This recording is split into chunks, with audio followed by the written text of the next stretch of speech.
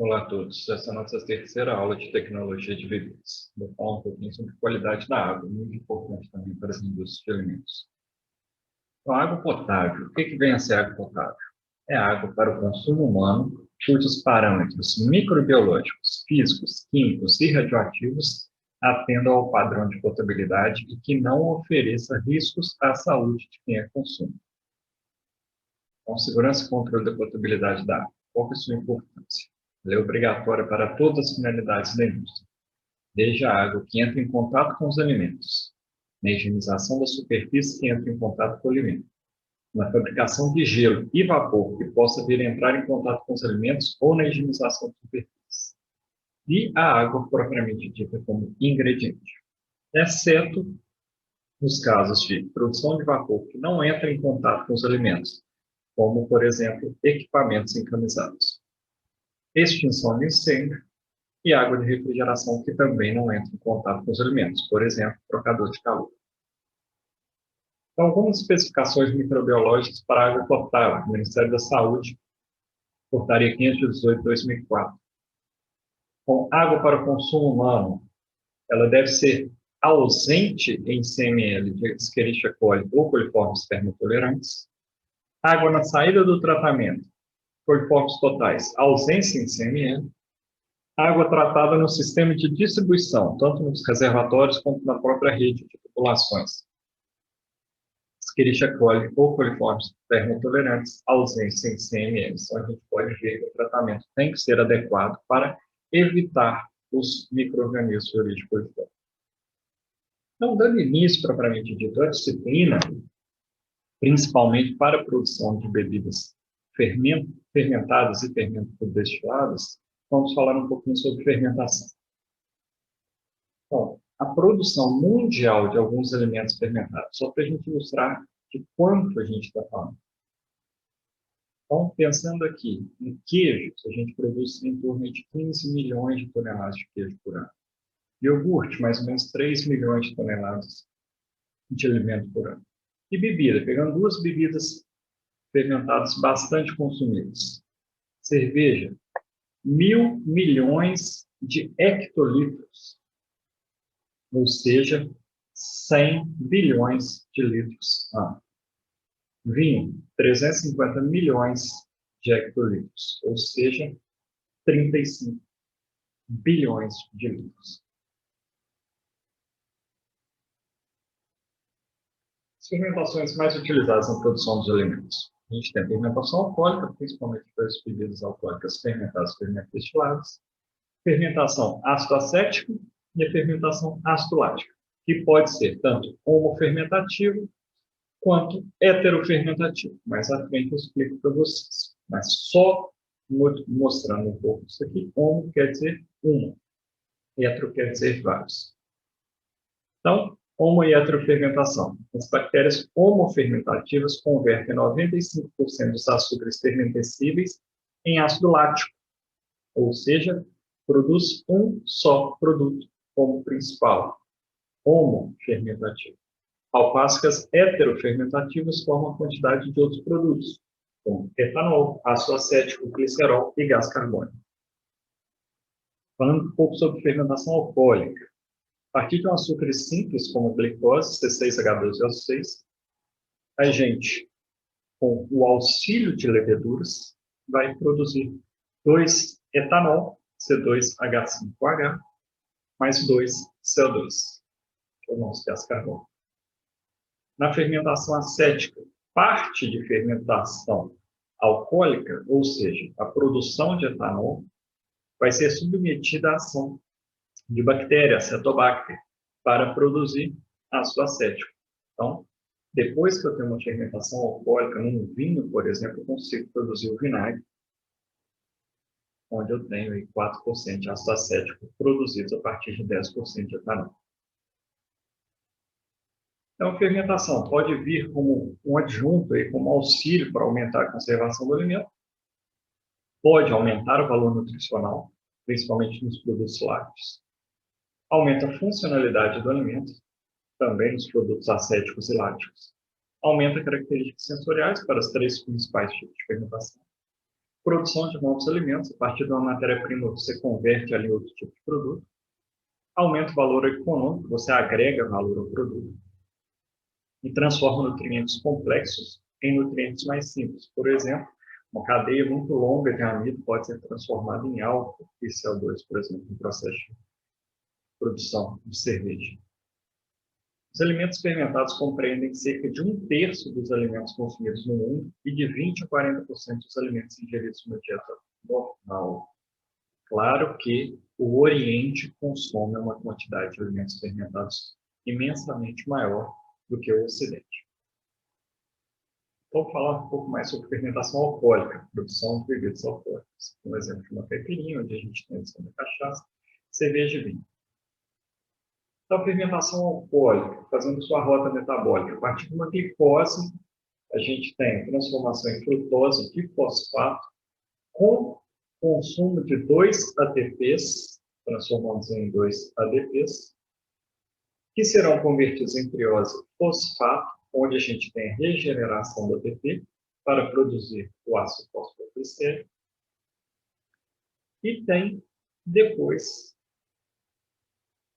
a conversão do ácido fosfoglicérico em ácido pirúvico, recuperando 2 ATPs, e entre triose e fosfato para ácido glicérico, a gente tem também consumo de 2 NADH, liberando 2 NAD. De ácido pirúvico a acetaldeído e depois de acetaldeído a etanol, recuperando os 2 NADH. Então, as leveduras de cervejaria, Saccharomyces cerevisiae, principalmente, promovem a fermentação alcoólica, fermentam a glicose em etanol e CO2, nosso gás carbônico. Então, toda a massa de glicose está contida nos produtos e não é utilizada outra substância como matéria-prima. Então, o que vai produzir etanol é a glicose. Outros consumidos, como oxigênio, nitrato e íons férreos, participam das reações metabólicas das leveduras. Então, os demais são participantes, são adjuntos do processo. O processo de glicólise produz o ácido pirúvico. Encontra-se ionizado na forma de piruvato e tem um intermediário reduzido, o NADH. A quantidade de NADH é limitada e ele é necessário na sua forma oxidada, NAD+, na glicólise. O NADH, então, tem que ser oxidado. A forma como o NADH será oxidado vai caracterizar o tipo de fermentação. Quase sempre utiliza outro subproduto da glicólise, o piruvato ou seus derivados. Na fermentação alcoólica, o piruvato sofre descarboxilação, ou seja, perda de um átomo de carbono na forma de CO2, pela ação de uma enzima, a piruvato descarboxilase, ou seja, é uma enzima que tira um carbono do piruvato. Forma, então, aldeído acético ou acetaldeído. Este aldeído sofre redução, oxidando o NADH para NAD+, e formando, então, o etanol. Intermediados pela enzima álcool desidrogenase, ou seja, ela tira um hidrogênio do aldeído para formar o etanol. O CO2 é importante para a carbonatação. O etanol é importante na defesa contra os micro-organismos. Então, isso serve também como auxílio na preservação de alimentos. É muito difícil a gente ter uma perda de validade em bebidas altamente alcoólicas. Já a fermentação lática, realizada por bactérias do leite, que é empregada na preparação principalmente de iogurtes e queijos. Também ocorre em nossos músculos em situações de grande esforço físico. Também rende 2 ATPs por molécula de glicose. Então, quando ocorre a fermentação lática no nosso organismo, quer dizer que a gente já consumiu toda a glicose que tinha, e isso agora começa a nos render uma espécie de dor. Fermentação lática é utilizada pelo homem, tanto na produção de queijos, quanto na produção de bebidas lácteas e iogurtes. Então, como que ela ocorre? Também uma pequena rota metabólica. A partir da glicose, a gente tem a recuperação do NADH para produzir ácido pirúvico e recuperação de ATP também para produzir ácido pirúvico. Então, para cada glicose, 2 ácidos pirúvicos são produzidos.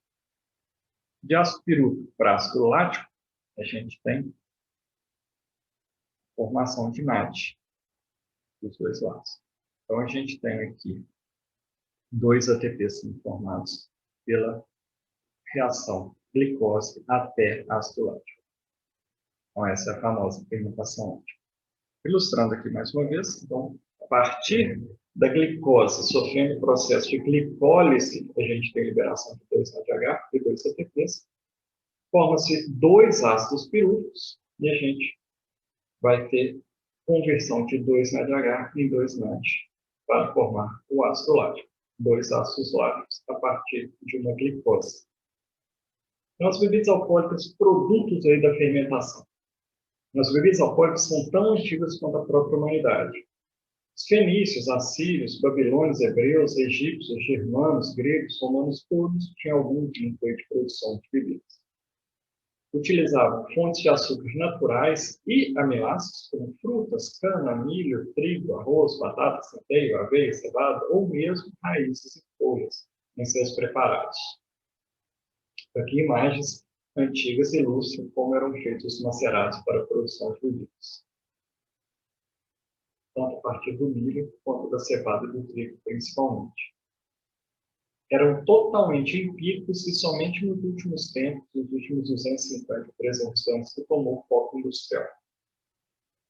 Então, a produção industrial. As indústrias normalmente têm a função de obter etanol em alta concentração. Esse é um foco de um processo industrial.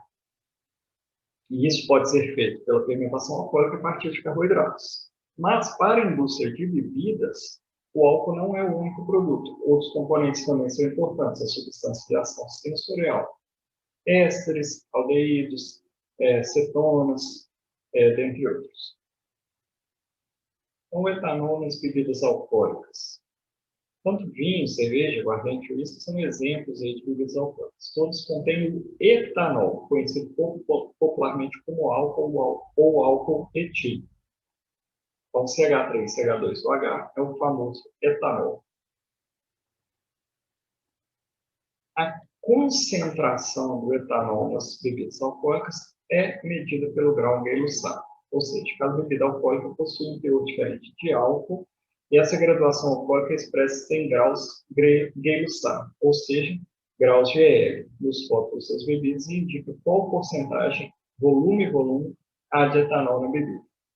O nome Gay-Lussac é uma homenagem a um químico francês que viveu entre 1778 e 1850. Então, o álcool 100 graus GL é chamado de álcool absoluto ou álcool anídrico, ou seja, uma base 100% volume de álcool. Dando alguns exemplos, a cerveja. Cerveja é uma bebida de baixo teor alcoólico, em média, as comerciais em mais ou menos 4,8 graus GL, podendo variar aí de 0,5% a 5,5%, ou graus GL, nas marcas convencionais. Esses 4,8 graus GL é 4,8% de etanol em 95% de água, em volume. É feito geralmente da cevada, a gente tem alguns exemplos de arroz, trigo, milho, etc. Seu sabor característico atribui-se ao lúpulo, uma planta de origem europeia, que dá tanto amargor quanto aroma à bebida. Então, só para ilustrar um rótulo da submissão da Krug Beer, é uma bebida sem glúten, apesar de ser feita de cevada, é adicionado uma enzima para quebrar esse glúten, e ela tem um teor alcoólico aqui de 3,9%. Apesar de ser uma IPA, é uma Session IPA, ou seja, menos amarga, IBU em torno de 33 e menos alcoólico. Teor alcoólico em torno de 3,9%. O vinho. O vinho possui, em média, 11 graus de L, podendo variar até 18 graus de L no caso dos vinhos de porco. 11% de etanol em 89% de água representam 11 graus de L. É obtido da uva, de acordo com o tipo de uva, confere ao vinho um sabor característico devido aos aromatizantes e compostos naturais contidos nas frutas, nas bagas das uvas. Em seu rótulo, é comum encontrar a indicação da uva, como Cabernet, Merlot, Riesling, Semillon e etc. Então, aqui para a gente ter uma ideia, a gente tem um vinho garrafas normalmente 750 ml, com 14,5% volume de álcool, ou 14,5 graus GL. Cachaça, caninha, aguardente, etc. De fabricação bastante artesanal, para ser chamada cachaça, a gente já viu que tem no Brasil, contém, em média, 40 graus de álcool, podendo variar entre 38 a 54 graus de álcool. Então, uma bebida com 40 graus de álcool, ela tem 40% de etanol e 60% de água. Ou seja, do total da bebida, em 100 ml, 40 ml seria de etanol. Obtida através da caldo fermentado da cana-de-açúcar, da destilação desse caldo. Porque só para a gente ter uma ideia, cachaça pioca de exportação, ela tem aqui 38% de graus de álcool. Whisky, tem um médio de 43 graus de álcool, podendo chegar a 54 graus de álcool. 43% de álcool em 57% de água, volume. O whisky é produzido da cevada, mas também pode ser produzido do milho, no caso dos bourbons. Este último caso, então, é chamado de bourbon. Coloração dourada é adquirida durante seu envelhecimento em barris de carvalho, feito com madeiras apropriadas e tratadas. Então, para ilustrar, a gente tem aqui um whisky 12 anos, ou par, com 40% de álcool, volume. Absinto é um licor destilado com óleo essencial de uma planta chamada Artemisia absinthium, tem um teor alcoólico de até 80 graus de álcool. Mas essa bebida pode ser comercializada dessa forma no Brasil? Não. Por isso, a bebida não pode ser comercializada no Brasil, pois o Ministério da Agricultura só autoriza a comercialização de bebidas com teor alcoólico de até 54 graus de álcool. Ou seja, uma bebida alcoólica, para ser exportada para o Brasil, tem que ser ajustada a 54 graus de álcool. Aqui, para a gente ter uma ideia, o absinto Neto Costa, de Portugal, onde ele tem 53,5% de álcool, volume. E ao ingerir o álcool, logo que o etanol é ingerido, rapidamente começa a sua absorção pelo organismo. Se o estômago estiver vazio, essa absorção ocorre de cerca de 6 vezes mais rápido que se o estômago estivesse cheio. Então, sempre que for tomar uma cerveja, um uísque, uma cachaça, um vinho, etc., prefira comer antes. Como o etanol é bastante solúvel em água, ele penetra facilmente na corrente sanguínea e distribui-se por todas as partes do organismo. Então, por isso que a concentração de etanol no hábito de uma pessoa pode ser utilizada para avaliar a embriaguez, ou seja, pelo teste de bafômetro. Na imagem anterior, a gente vê uma pessoa que tomou bastante cerveja. Mas eu vou ilustrar, para cada tipo de bebida que a gente for trabalhar na disciplina, os casos dos benefícios e malefícios de cada bebida alcoólica. Então, pessoal, o que eu tinha para passar para vocês hoje era isso. Um abraço a todos.